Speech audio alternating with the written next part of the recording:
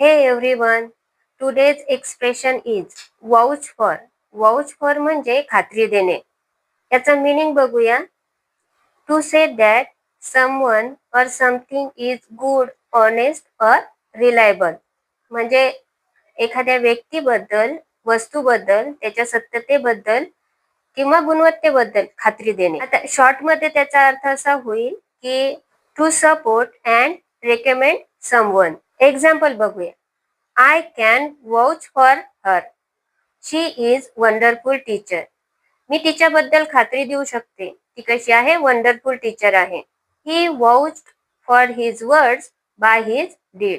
त्याने आपल्या कृतीने आपल्या शब्दांची खात्री दिली. Can you vouch for his work? तुम्ही त्याच्या कामाची खात्री देऊ शकता का? I can't vouch for that restaurant.